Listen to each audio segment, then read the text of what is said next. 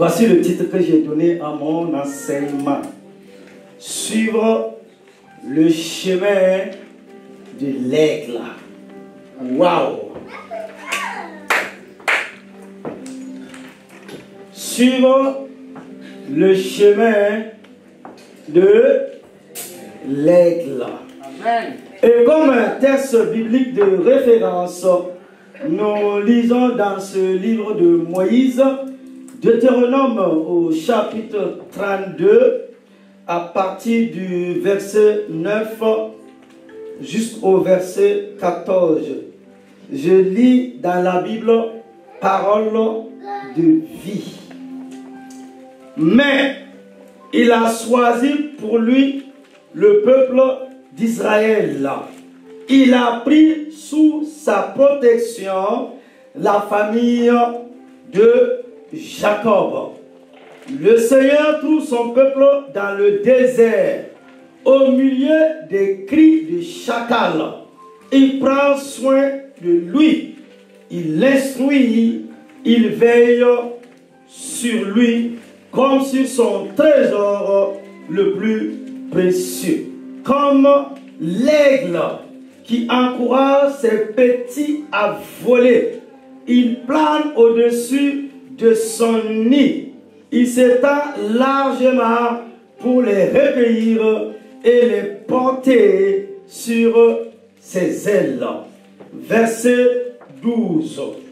Oui, le Seigneur seul conduit son peuple. Aucun autre Dieu n'est avec lui. Verset 13. Il les installe sur les collines. Il les nourrit des produits des champs. Pour eux, il fait couler le miel dans les trous des rochers. Il fait pousser les olives sur une terre couverte de pierres. Verset 14. Les vaches et les brebis leur donnent du lait. Les agneaux, les gros béliers et les boucs leur fournissent de la viande.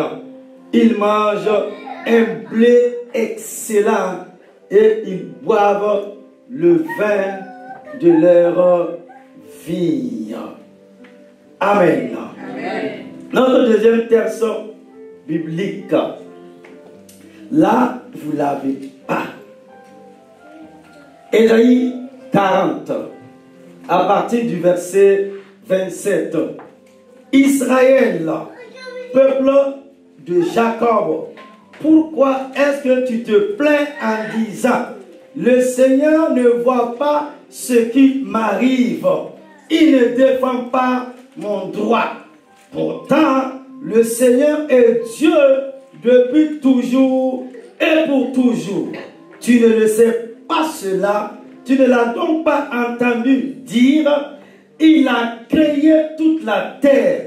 Il ne manque jamais de force. Il n'est jamais fatigué.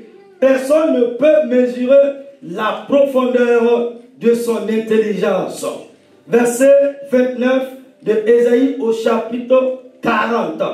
Il redonne des forces à celui qui en manque. Il rend courageux à celui qui est épuisé. Les jeunes eux-mêmes deviennent faibles et se fatiguent. Même les meilleurs tombent. Verset 31. Mais ceux qui mettent leur espoir dans le Seigneur retrouvent des forces nouvelles.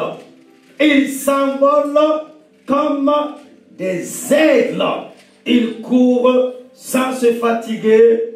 Ils avancent sans s'épuiser.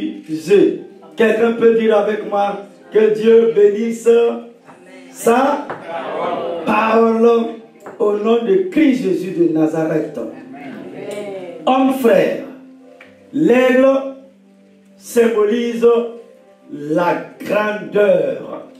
Contrairement aux autres oiseaux, il est capable de monter à des hauteurs incroyables, bien au-dessus des montagnes.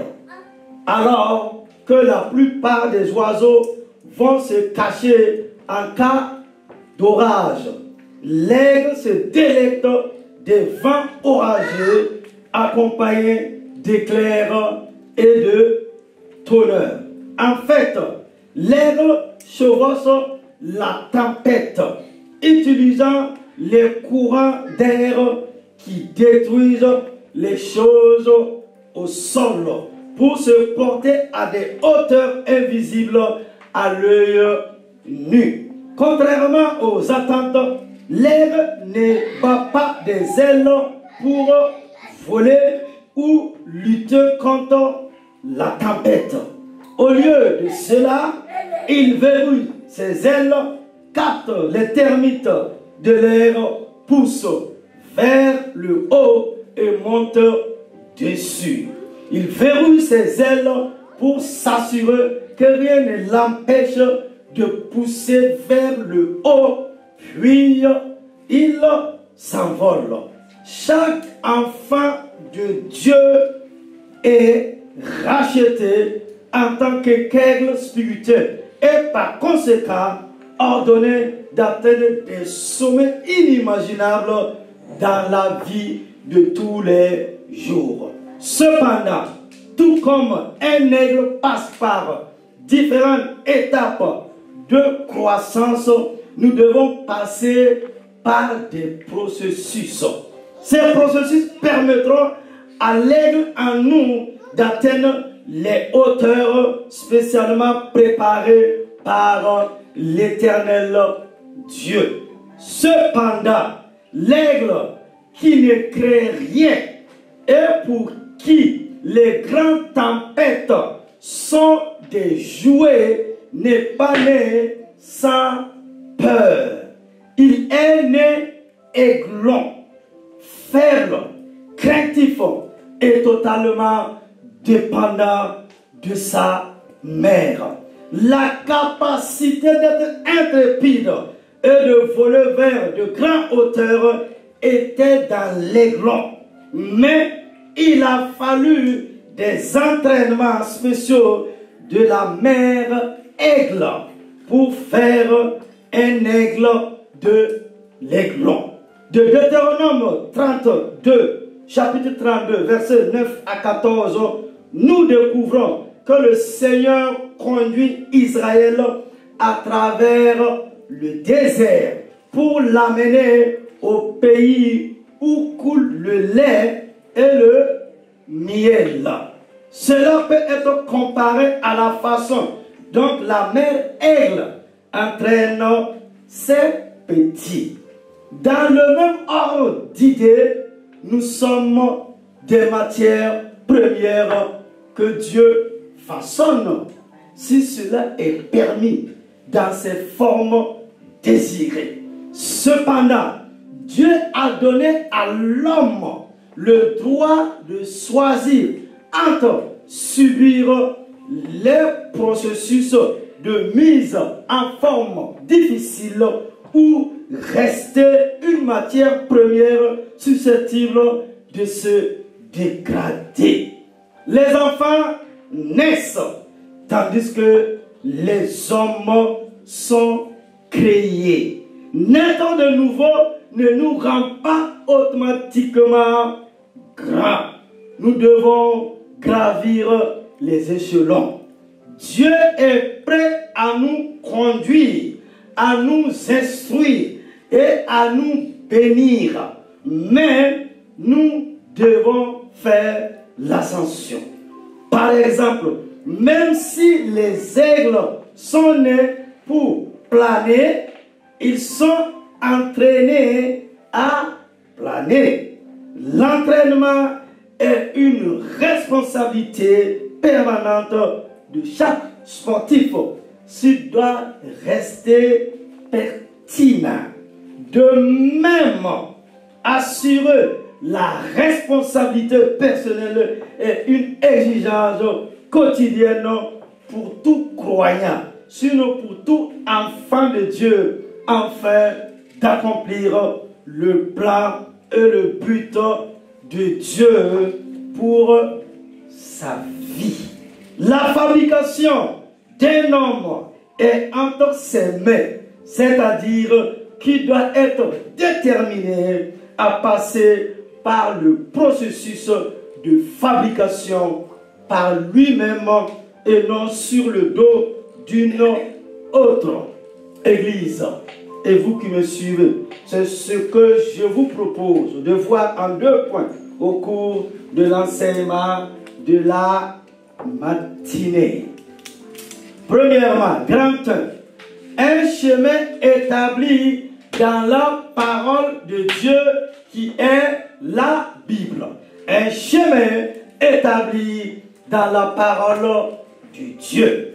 La Bible, en tant que livre de vision, nous montre qui nous sommes en Christ Jésus. Ce que nous valons dans la rédemption, ce que nous pouvons faire et comment les faire. Cependant, il est important de reconnaître que chaque plan de Dieu est une alliance. L'alliance dévoile ses plans et énonce également nos responsabilités dans leur réalisation. Si nous ne sommes pas intéressés ou engagés dans notre rôle, l'alliance restera une simple théorie religieuse, car rien ne peut en sortir.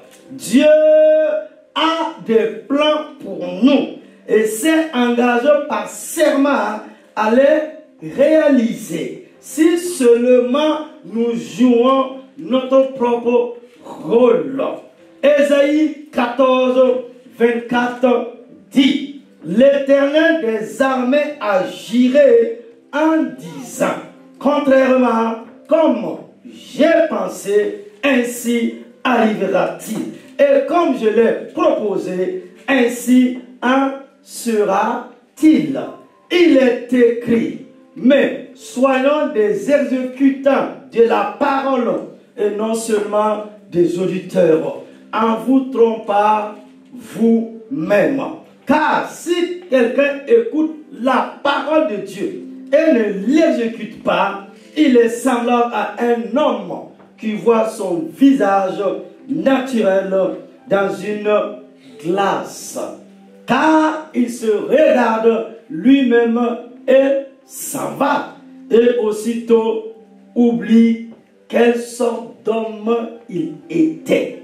Mais quiconque examine la loi parfaite de la liberté et y demeure, n'étant pas un auditeur oublié, mais un acteur de l'œuvre, cet homme sera béni. Sinon, cette femme sera bénie dans son action. Jacques au chapitre 1, le verset 22 à 25. De l'écriture ci-dessus, nous comprenons que les visions de Dieu pour son peuple, sinon pour son Église, sont contenues dans son livre, qui est le miroir spirituel qui révèle la valeur réelle des rachetés. Par conséquent, à mesure que nous développons notre valeur à partir de la parole de Dieu et que nous acceptons la responsabilité qu'elle nous impose, elle devient une réalité.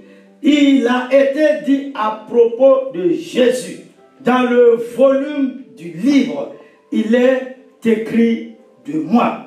De même, il y a des choses écrites sur nous dans le volume du livre, c'est-à-dire la Bible que nous devons découvrir. Il est important de reconnaître cependant que la découverte des plans de Dieu pour nos vies commence par une nouvelle naissance. Autrement dit, jusqu'à ce que nous soyons nés de nouveau, nous ne pouvons jamais accéder au plan de Dieu à partir de la Bible. Car seuls les rachetés sont qualifiés pour connaître le mystère du royaume de Dieu. Marc au chapitre 4, verset 11. De plus, chaque âme non sauvée ne peut pas accéder au réma dans la parole, mais les croyants le peuvent. Comme il est écrit, et la vision de tous est devenue pour vous comme les paroles d'un livre qui est scellé, que les hommes livrent à un savant, sinon à un philosophe, en disant, lis ceci, je te prie. Et il dit, je ne peux pas, car il est scellé. Et le livre est remis à celui qui n'est pas savant, en disant, lis ceci, je te prie. Et il dit, je ne suis pas savant. Ésaïe chapitre 29, versets 11 et 12. Nous devons également comprendre que par la rédemption, nos vies sont destinées à briller de plus en plus. La Bible dit, mais le sentier du juste est comme la lumière éclatante qui brille de plus en plus jusqu'au jour parfait. Proverbe chapitre 4, verset 18. Par conséquent, nous sommes rachetés pour profiter d'un style de vie, c'est-à-dire de gloire en gloire, comme il est écrit. Mais nous tous, le visage découvert, contemplant comme dans un verre la gloire du Seigneur, nous sommes changés en la même image de gloire en gloire, comme par l'Esprit du Seigneur. 2 Corinthiens chapitre 3, verset 18. Suivre le chemin de l'aigle. Nos vies devraient être caractérisées par la beauté et la couleur, parce que nous sommes rachetés pour profiter des percées et non des pannes. Encore une fois, nous comprenons à partir de l'Écriture que nous sommes le sel de la terre, la lumière du monde, et des villes situées sur des collines qui ne peuvent être cachées. Par conséquent, tout ce que vous pousse dans l'obscurité prend fin maintenant. Amen. Au nom de Jésus. J'ordonne à tout ce que vous presse dans n'importe quel domaine de votre vie de vous lâcher maintenant au nom puissant de Jésus-Christ de Nazareth, afin que vous puissiez suivre le chemin de l'aigle. La Bible indique clairement que le plan de Dieu pour l'homme ou la femme est d'accéder à son avenir glorieux grâce à une discipline de haut niveau. Il est écrit, il est bon pour l'homme de porter le joug dans sa jeunesse. Lamentation chapitre 3, verset 27. Il ne suffit pas de capter l'image de Dieu de notre avenir à partir de sa parole. Nous devons nous engager à y marcher. Alléluia. Et je reviens à cette parole. La Bible indique clairement que le plan de Dieu pour l'homme ou la femme est d'accéder à un avenir glorieux grâce à une discipline de haut niveau. Oh, alléluia. Une discipline de haut niveau dans la vie chrétienne, si nous voulons voir la manifestation de la gloire de Dieu. Pourquoi une discipline de haut niveau? Dans tous les domaines, si vous voulez réussir et que vous n'êtes pas discipliné, rien à faire. Et ce matin, j'ai deux personnes. Voilà. Je commence par les femmes. Une femme et un homme qui peuvent nous parler de la discipline dans ce qu'ils font. Que ce soit dans le domaine de la musique, je ne sais pas par jour, mais je crois que même elle dort même en chantant, en se réveillant, elle est dans la répétition pour être excellente. C'est ça ou pas, ma soeur? Ah oui, elle est née, il y a ce don en elle, mais il y a une discipline. Je crois qu'il y a des nourritures aussi que tu ne manges pas, hein, parce qu'il faut travailler la voix. Vous voyez, ce matin, ma voix est un peu rock, parce que j'ai tellement prié dans la semaine. Donc, il y a toute une discipline autour. Est-ce que tu sais où je suis en train de t'amener ce matin-là? Donc, la deuxième personne, sinon le deuxième homme, nous avons, après la sœur est là, nous avons notre frère Loïc, mon fils Loïc.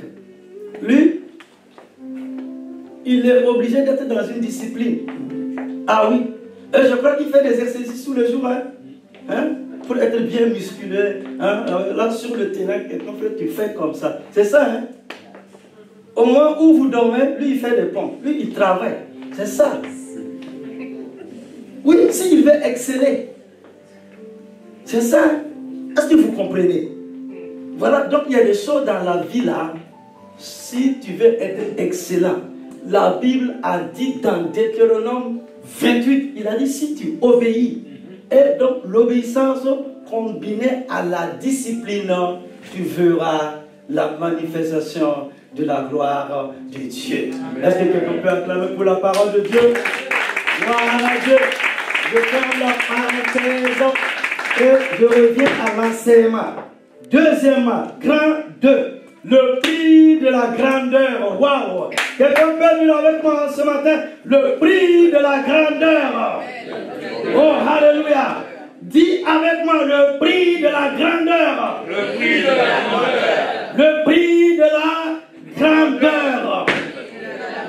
La parole de Dieu nous dit dans Luc au chapitre 14, verset 28 à 30. Car lequel d'entre vous, ayant l'intention de construire une tour, ne s'assit pas le premier et en compter le prix, s'il a de quoi l'achever, de peur qu'après avoir posé le fondement et qu'il ne soit pas en mesure de l'achever, tous ceux qui le voient commencent à se moquer de lui en disant, cet homme ou cette femme a commencé à bâtir et n'a pas pu achever. Nous devons savoir ce que coûteront nos tours d'ivoire et d'être déterminé à en payer le prix. Le succès n'est pas seulement un rêve devenu réalité, mais un rêve devenu réalité. La grandeur n'est pas seulement un bel héritage, c'est un accomplissement. Nous sommes enfants de Dieu et nous avons un bel héritage. Sinon, nous avons un bel avenir. Le psaume 16:6 dit, les lignes qui me sont tombées dans des endroits agréables, oui, j'ai un bon héritage. Cependant, pour atteindre cet héritage, nous devons en payer le prix. Oh, alléluia. David a gagné son chemin à la grandeur quand il a tué Goliath. Il y a un chemin vers la grandeur. Personne ne réussit par hasard. Deutéronome 28, verset 1 stipule ceci. Si tu écoutes attentivement la voix de l'Éternel, ton Dieu, pour observer et mettre en pratique tous ses commandements que je te prescris aujourd'hui, afin que le Seigneur, ton Dieu, te placera en haut. Il y a ce qu'il faut écouter, ce qu'il faut observer et ce qu'il faut faire avant que nous puissions être mis en haut. Le roi Saül n'a pas suivi la voix de Dieu. Il n'a pas écouté, ni observé, ni fait ce que Dieu a commandé. Donc, il est tombé. Le chemin vers la grandeur suit la direction de l'Éternel Dieu à la lettre. Suivre Dieu dans l'obéissance établit une alliance de grandeur qui est la seule forme de grandeur qui dure. Jésus est né fils de Dieu, mais cela n'a pas suffi à lui valoir automatiquement la grandeur.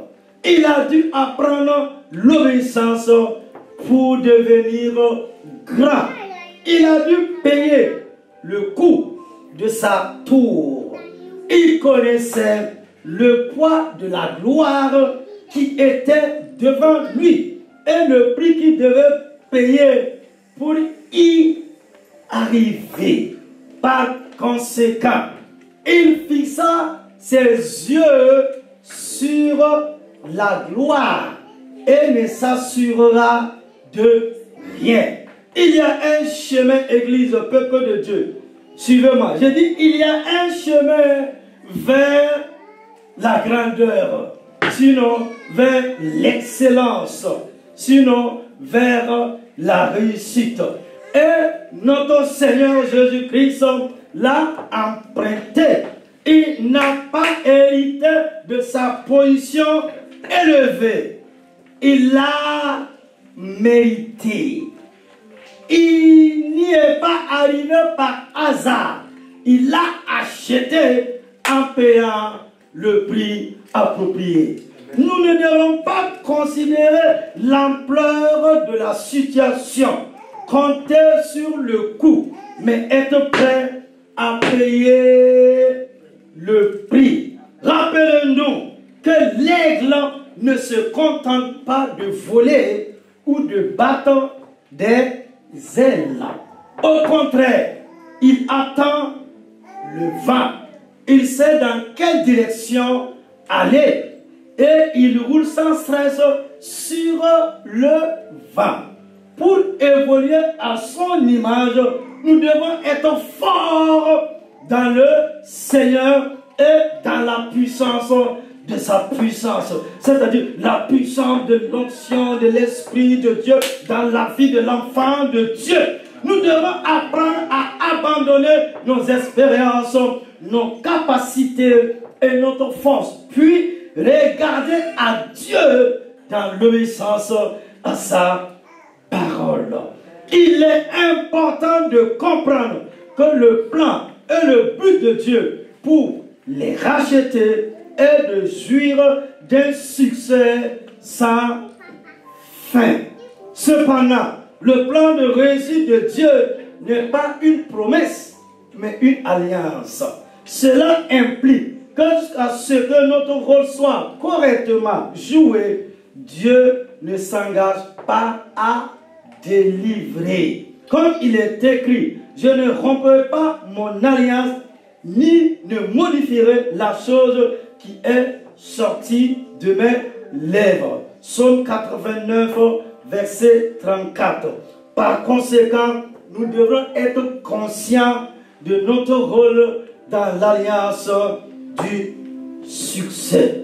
Les Saintes Écritures nous montrent que lorsque nous écoutons avec diligence les instructions bibliques et observons ce que Dieu commande, une percée surnaturelle est généralement le résultat. Mais lorsque l'alliance est rompue, la percée devient impossible. Il y a certains prix que nous devons payer pour que l'aiglon en nous grandisse pour devenir un aigle. Examinons quelques prix vitaux que nous devons payer pour que l'aigle en nous émerge. Premièrement, la détermination. Genèse au chapitre 11, versets 4, 5 et 6. Il y a un prix que nous devons payer. La détermination, premièrement. Beaucoup de gens ont de grands rêves, mais manquent de détermination pour les mener à bien. L'une des caractéristiques de l'aigle est la détermination. Il est très tenace lorsqu'il cherche une proie. Il poursuit sa proie et la saisit fermement lorsqu'il en attrape une.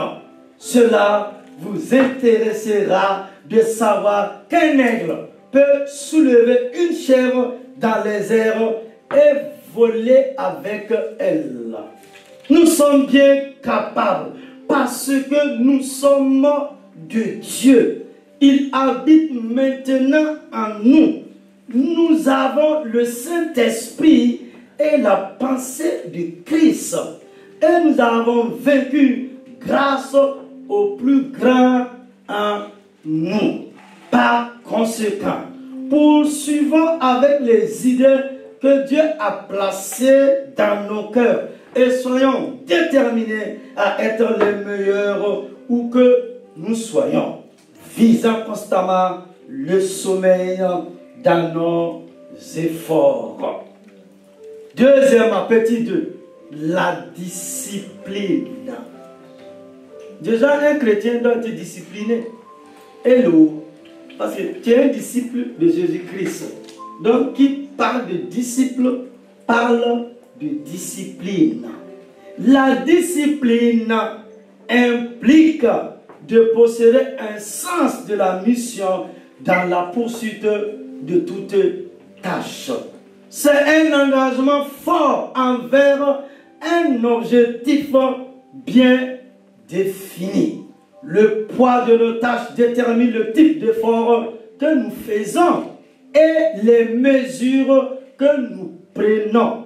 Par exemple, Daniel et ses compagnons se sont résolus dans leur cœur à ne pas se souiller avec la riche nourriture du roi, sinon du monarque. Nous ne pouvons pas tirer le meilleur parti d'une tâche qui n'existe pas spécifiquement de nos vies. Daniel au chapitre 1, verset 8. De plus, la discipline permet de mettre de l'ordre dans le cheminement de sa vie. Cela signifie être là où nous devrons être au bon moment et faire ce qu'il faut. Troisièmement, la diligence. Diligence ici signifie simplement un travail acharné. C'est investir le meilleur de son temps, de son énergie et de ses ressources dans la poursuite d'une tâche donnée. Tout est question de travail acharné et il est prouvé que seuls les travailleurs acharnés deviennent des hauts gradés. Ce n'est pas seulement être occupé, mais être engagé et concentré de manière productive dans la poursuite d'une tâche donnée, ce qui garantit des réalisations exceptionnelles. Ecclésiaste chapitre 10, verset 18 nous dit encore, à force de paresse, l'édifice se décompose et par l'oisiveté des mains, la maison tombe à travers. Alléluia. On a 3 petits points. Et je ne suis qu'à l'introduction générale. peux pas avoir un doctorat du jour au lendemain. Tu es au collège ou soit au lycée, tu veux le doctorat, je ne sais pas. Tout de suite et maintenant. En tout cas, dans le domaine de la médecine, 7 ans d'université, là c'est basique. La spécialité même peut prendre 10-15 ans. Là, tu deviens médecin, professeur. Nous croyons que les choses de Dieu, c'est par magie. Et l'eau, non. Dieu est Dieu. Dieu n'est pas magicien. Dieu n'est pas marabout. Sinon, il allait envoyer un ange pour nous délivrer. À partir du moment où tu as reçu une promesse de Dieu pour ta vie, tu dois te discipliner et tu dois payer un prix. Que ce soit dans le monde séculier, que ce soit dans les choses de Dieu, il y a un prix à payer pour la grandeur, pour l'excellence. Il y a un prix à payer si tu veux que ta vie soit un témoignage, une source de bénédiction pour plusieurs. Amen. Pour voir le miracle de Dieu dans ta vie, il y a un prix à payer. C'est pourquoi dans la moitié du XXe siècle, tous ces grands évangélistes que Dieu a levés, la génération de Dave Osborne et autres, c'est des hommes qui ont lu la Bible plus de 50 fois. De Genèse à Apocalypse. C'est des hommes et des femmes qui sont allés dans la présence de Dieu, dans le jeûne et dans la prière. C'est des hommes et des femmes qui, comme Jésus à Gethsémane, c'était des prières agressives, c'était des prières violentes pour réveiller l'aiglon en eux, qui est l'onction du Saint-Esprit. Et en ce moment, ils ont commencé à réveiller les morts, à guérir les cancéreux. Et la bonne nouvelle du royaume de Dieu a été attendue. Et les hommes ont vu Dieu agir avec puissance, mais d'une manière tangible. Oh yes. Tu veux l'onction, tu veux la puissance, tu veux servir Dieu. Mon frère, ma soeur, il y a un prix à payer. Même si tu veux te marier, il y a un prix à payer. Et si tu veux l'enfant même, il y a un prix à payer dans toutes choses. Tant que tu n'as pas payé le prix là, les hommes peuvent venir, les femmes peuvent venir chuchoter dans tes oreilles. Mais c'est pour t'embrouiller et te mettre en retard. Et peut-être tu finiras même sans voir la promesse de Dieu s'accomplir. Oh yes. C'est ce que Dieu disait à la servante, à la femme de Dieu. Ateka, la Wunda. Il y a des choses bizarres dans ta vie. Il y a des liens bizarres. Il y a de ces choses où toi-même, c'est pas le pasteur, c'est pas le prophète, c'est pas l'évangéliste, c'est pas quelqu'un d'autre. Tu dois aller à Gethsémane comme Jésus de Nazareth.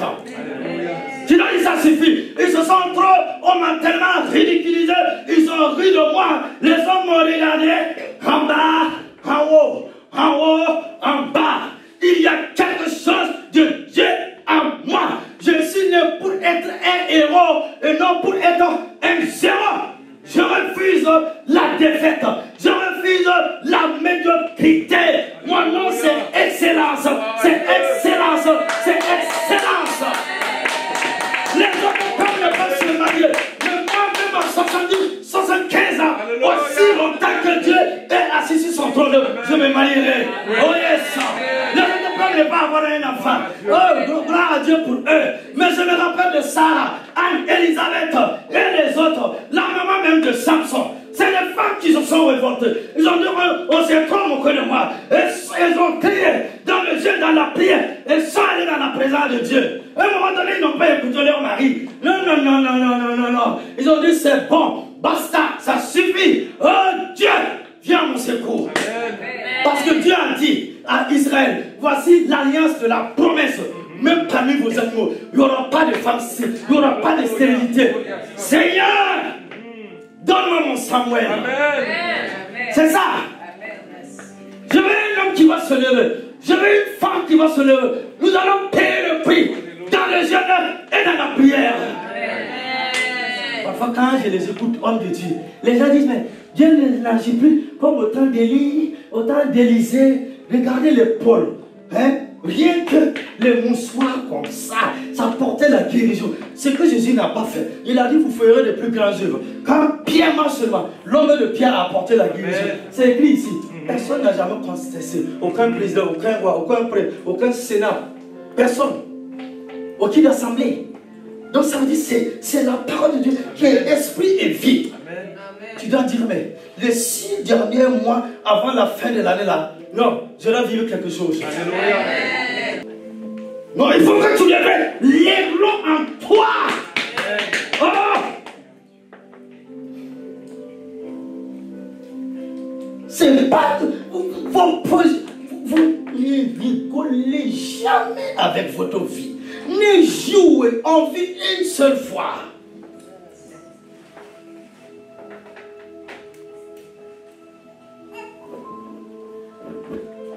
J'ai dit à un frère l'autre jour, depuis les États-Unis, il dit, je suis en train de prier. Je suis à la recherche de quelque chose. Il dit, si toi-même tu veux enfant là, c'est toi que tu vas prier. Mais il ne faut jamais lâcher. Il dit, voici mon histoire. Oui.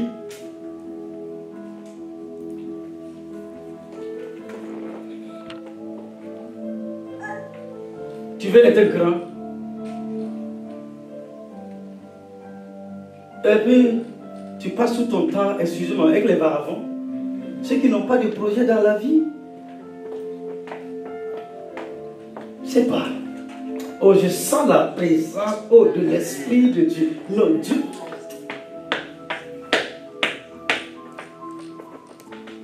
Dans cette vie, enfant de paysan est devenu grand. Des gens qui ont refusé la défaite. Non, non, ça va. Ok. Comment tu dois être le prophète de ta vie.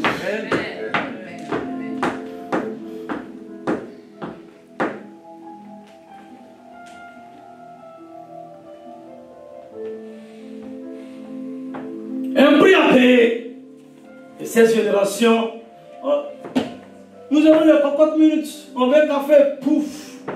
Même nourriture, machine, pouf. C'est vite fait quoi.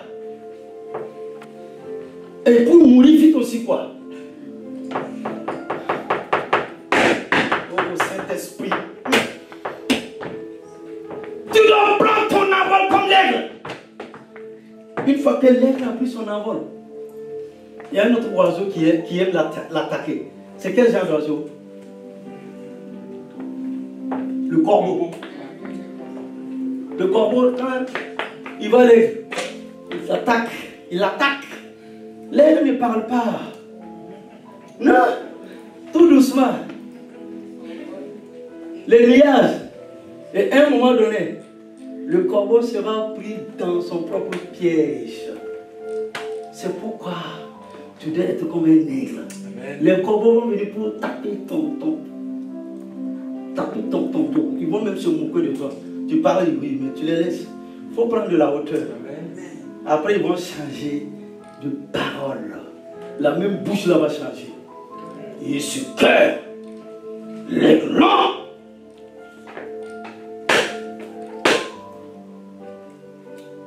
Bon, je vais conclure. Oh Dieu, aide-nous. Nous devons changer notre mentalité. Changement de mentalité.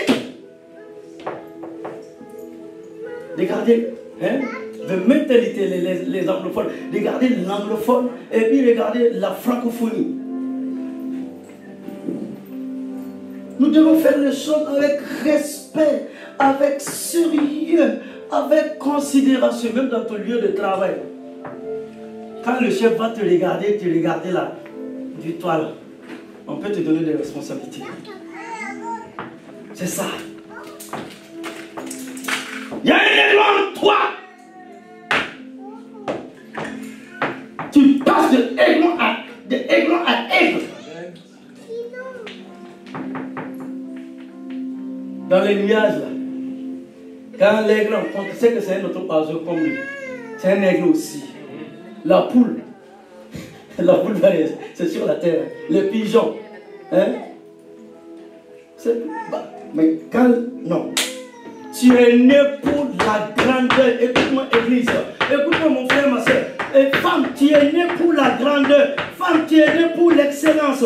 Femme, tu es né pour la victoire. Tu es né pour être une princesse. Tu es né pour régner dans cette vie et manifester la puissance de l'onction de Dieu. Amen. Femme du bout. Homme du bout. Amen. Voilà, ça c'est le créole, en passant. Il ne m'apprend pas le créole, mais c'est bon. J'ai observé, j'ai regardé, j'ai appris. Je passais par là, mais on ne peut plus me critiquer en créole. Je comprends, mais je ne parle pas. Gloire à Dieu. Voilà. Merci Seigneur, c'est pour te détendre un peu. Voilà. Gloire à Dieu. Quelque chose va se passer. Conclusion. Personne ne déteste devenir la grandeur. Et chacun d'entre nous aspire à être plus grand. Cependant, ce qui fait peur à beaucoup d'entre nous, c'est le prix à payer. Mais, comme nous le savons tous, personne ne peut retirer de la vie plus que ce qu'il y met. Car tout ce qu'un homme sème, il le récoltera. C'est la raison pour laquelle nous devons intégrer dans notre quotidien la discipline, la diligence et le travail acharné, la détermination et la persévérance si nous voulons réussir dans cette vie, sur cette terre des hommes. Absolument rien ne peut se substituer à ces qualités. Amen. Amen. Amen. À retenir. Qu'est-ce que tu as pu retenir de l'enseignement? À retenir. Premièrement, nous sommes des matières premières que Dieu façonne dans ses formes désirées. Deuxièmement, Dieu donne à l'homme le droit de choisir entre subir les processus de mise en forme ou rester une matière première susceptible de se dégrader. Dieu aide-nous. Troisièmement, comme l'aigle, nous devons intégrer la discipline, la diligence et le travail acharné, la détermination et la persévérance dans notre routine quotidienne si nous voulons atteindre notre plein potentiel. Amen. Tiens-toi debout pour la prière finale. Et on va s'arrêter. Et on va passer à autre chose. Prière finale, tiens-toi debout. Alléluia. Les dimanches à venir, les autres jours à venir, je continue dans cet enseignement pour que quelque chose se passe dans nos vies. Voilà, toi, tu dois persévérer. Mais les gens, ils se lèvent aujourd'hui avec Dieu, Demain, quand tu les vois, je ne comprends pas. Paul a dit, rien, si tu aimes vraiment Jésus, dit, rien ne peut me séparer de l'amour de Dieu pour Jésus-Christ. Regardez quand les hommes aiment une femme, ils sont prêts à tout faire. Oui, c'est ça, hein? Même quand il pleut là, il est devant. La fille là même l'insulte, ta tête là même c'est comme ça, il dit oh c'est pas grave. Que j'arrive à faire bisous. Tu as le cœur pour ça, il faut avoir un grand cœur comme ça pour Dieu. Quand tu fais bisous aujourd'hui là, demain même là, il va te dire, il faut quitter devant mon vilain garçon. Et vas-y par là. Il va te faire des vacheries, excusez-moi.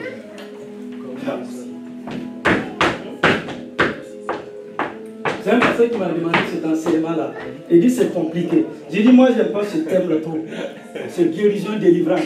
Côté famille là, je n'aime pas trop le sujet. Tu vois? C'est ça j'ai laissé l'évangélisation un peu pour enseigner, pour que nous comprenions quelque chose. C'est ça que le docteur nous disait. Voilà. Tu te fatigues pour un homme pour rien. aime Dieu. Amen. Ton premier mari, Saint-Esprit, je l'ai toujours dit. Il dit mon premier amour, Saint-Esprit.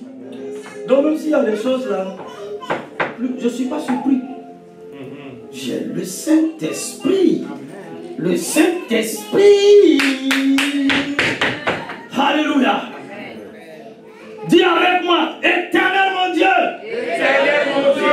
Éternel mon Dieu. Éternel mon Dieu. Tu dois proclamer la parole avec esprit, vie, puissance et efficacité. Éternel mon Dieu. Éternel mon Dieu. Éternel mon Dieu. Éternel mon Tu Dieu. apprends dans ta parole que les exploits sans force spirituelle, Tu m'apportes dans ta parole que les exploits sans force spirituelle, morale et émotionnelle n'existent pas. morale et émotionnelle n'existent pas. Tout au long de notre vie, tu nous forges, Tout au long de notre vie, tu nous forges, nous prépares nous prépares et nous transformes de même que l'aigle.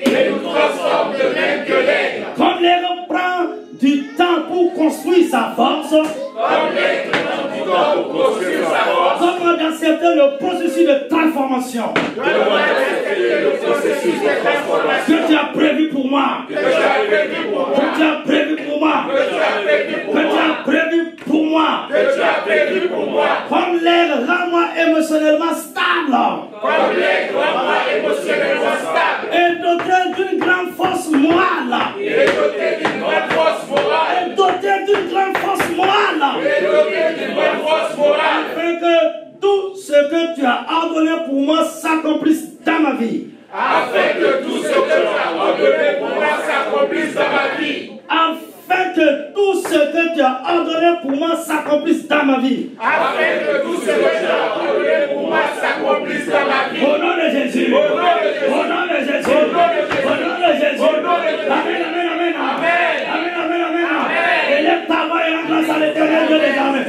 Manta kanta, ida, anda, manda, sonne, kanta. Ida, manta,